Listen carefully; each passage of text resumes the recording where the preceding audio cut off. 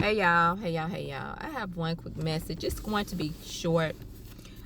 This is taken from the book of Exodus, and it's chapter 32, verse 7. And if the topic would be we need leaders. We need leaders. We need God-fearing leaders. In Exodus chapter 32, beginning at verse 7, Moses was on Mount Sinai getting all his instructions and what he needs to do in order to be able to lead or rule over the people of Israel. While he's up there, the children of Israel get caught up in doing some unfavorable stuff. So in verse 7 of Exodus chapter 32, the title of my Bible, it says God's wrath against Israel. Verse 7 reads, "And the Lord said unto Moses, Go get thee down, for thy people, which thou hast broughtest out of the land of Egypt, have corrupted themselves." And I'll read verse 8. It says, "They have turned aside quickly out of the way which I commanded them. They have made them a molten calf, and have worshipped it, and have sacrificed thereunto, and said, These be thy gods, O Israel, which have brought thee up out of the land of Egypt." So, there's so much we can see on social media, so many examples of false prophets. Just because there are false prophets does not mean the Lord has eliminated those.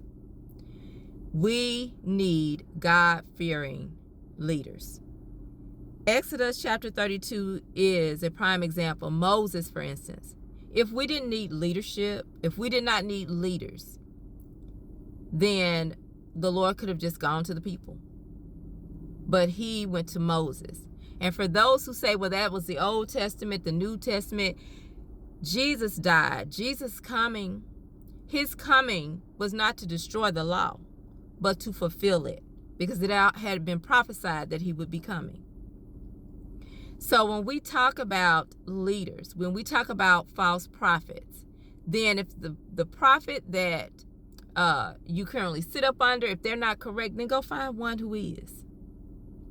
But to continue to seek, because leadership is ordained of God. We serve one God.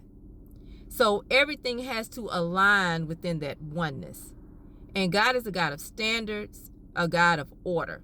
So everything is in order. Being perhaps having a bad experience under particular leadership should not deter you from following God's word. If the Lord tells us in Jeremiah 3:15 that, "And I will give you pastors according to mine heart, which shall feed you with knowledge and understanding," we need leaders. We need leaders. And it's not to idolize leaders. Like here in verse 8, it talks about the children of Israel making a molten calf and start idolizing that. We are to be in a position in oneness to be able to hear from God through the leader. But we need leadership. We need God-fearing men of God who can tell us what thus saith the Lord. So be encouraged. If you have not found that place where God has led you so you may be fed and so that you may learn and grow of the Lord, then keep seeking. Keep seeking. Be encouraged. Watch as well as pray, and let's press on in the Lord.